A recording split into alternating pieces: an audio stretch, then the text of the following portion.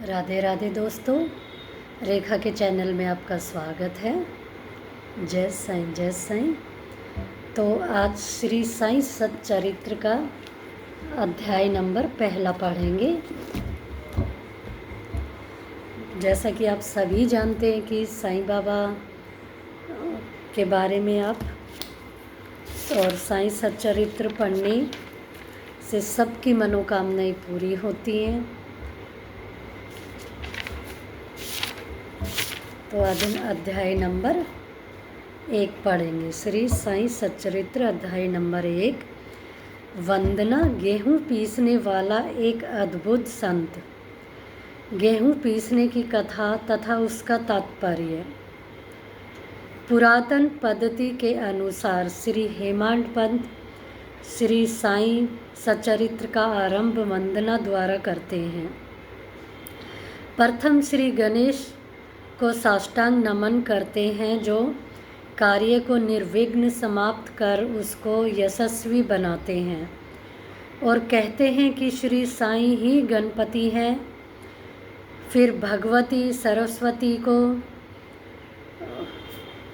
और जिन्होंने काव्य रचने की प्रेरणा दी, और कहते हैं कि श्री साईं भगवती से भिन्न नहीं है, जो कि स्वयं ही अपना जीवन संगीत बयान कर रहे हैं। फिर ब्रह्मा विष्णु और महेश, जो कर्मस उत्पत्ति स्थिति और संहार करता है, और कहते हैं कि श्री साईं और वे अभिन्न हैं।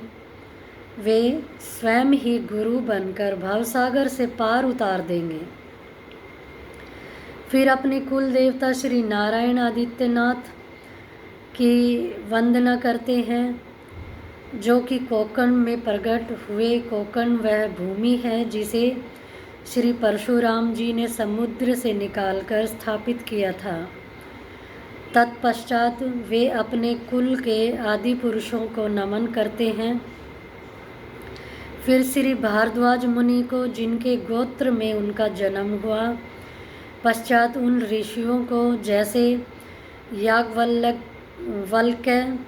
भृगु, पाराशर, नारद, वेदव्यास, सनक, संदन, संत कुमार, सुकु, सौनक, विश्वामित्र, वशिष्ठ, वामदेव, जैमिनी, वैशंपायन, नवयोगींद्र इत्यादि, तथा आधुनिक संत जैसे निर्वती, ज्ञानदेव, सोपान, मुक्ताबाई, जनार्दन, एकनाथ, नामदेव, तुकाराम, कान्हा, नरहरि आदि को नमन करते हैं।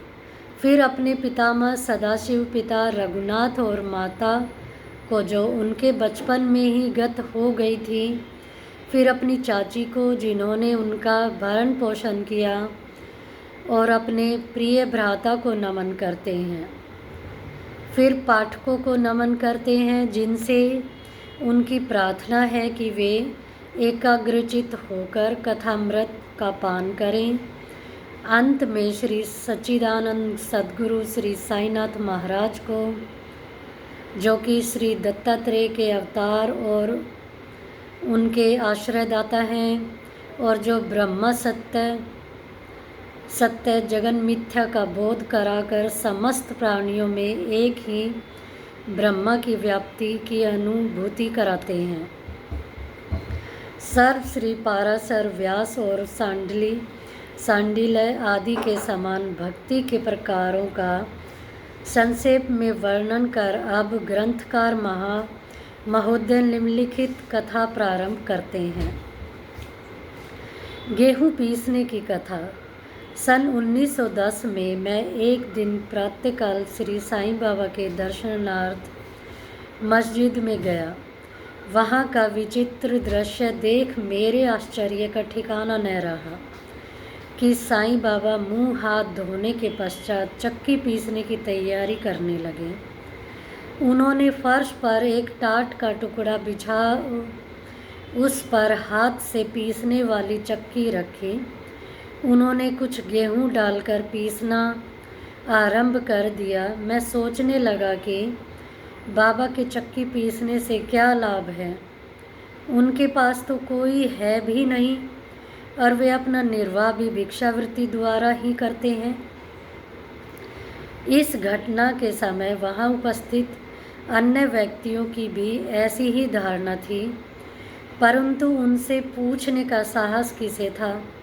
बाबा के चक्की पीसने का समाचार शीघ्र ही सारे गांव में फैल गया और उनकी यह विचित्र लीला देखने हेतु तत्काल ही नर नारियों की भीड़ मस्जिद की ओर दौड़ पड़ी।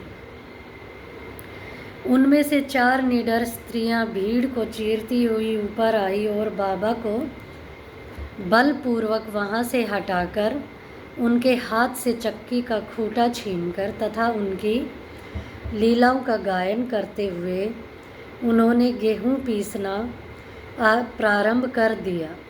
पहले तो बाबा क्रोधित हुए, परंतु फिर उनका भक्ति भाव देख वे शांत होकर मुस्कुराने लगे। पीसते पीसते उन स्त्रियों के मन में ऐसा विचार आया कि बाबा के न तो घर द्वार है और न इनके कोई बाल बच्चे हैं तथा न कोई देख रेख करने वाला ही है। वे स्वयं भिक्षावृत्ति द्वारा ही अपना निर्वाह करते हैं। अंत उन्हें भोजन आदि के लिए आटे की आवश्यकता ही क्या है। बाबा तो परम दयालु हैं, हो सकता है कि यह आटा वे हम सब लोगों में ही वितरण कर दें।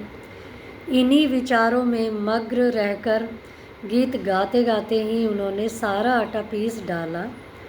तब उन्होंने चक्की को हटाकर आटे का 4 समान भागों में विभक्त कर लिया और अपना अपना भाग लेकर वहाँ से जाने उद्युक्त हुई। अभी तक शांत मुद्रा में निमग्न बाबा तत्क्षण ही क्रोधित हो उठे और उन्हें अपशब्द कहने लगे। स्त्रियों, क्या तुम पागल हो गई हो?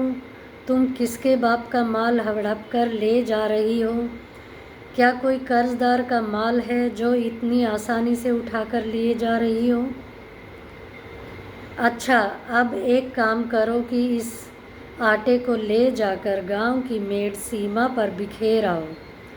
मैंने सीढ़ी वासियों से प्रश्न किया कि जो कुछ बाबा ने अभी किया है उसका यथार्थ में क्या तात्पर्य है।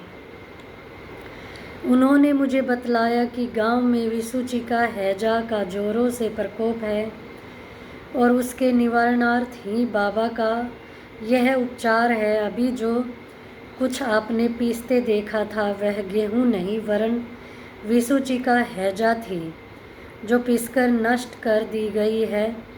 इस घटना के पश्चात सचमुच विसूचिका से संक्रामक शांत हो गई और ग्रामवासी सुखी हो गए। यह जानकर मेरी प्रसन्नता का पारावार न रहा। मेरा कौतूहल जागृत हो गया। मैं स्वयं से प्रश्न करने लगा कि आटे और विसूची का हैजा रोग का भौतिक तथा पारस्परिक क्या संबंध है। इसका सूत्र कैसे ज्ञात हो। घटना बुद्धिगम्य सी प्रतीत नहीं होती। अपने हृदय की संतुष्टि के हेतु इस मधुर लीला का मुझे 4 शब्दों में महत्व अवश्य प्रकट करना चाहिए। लीला पर अब आगे अध्याय कल पढ़ेंगे क्योंकि बहुत बड़ा हो जाएगा, लंबा हो जाएगा, तो आधे अध्याय को हम कल पढ़ेंगे।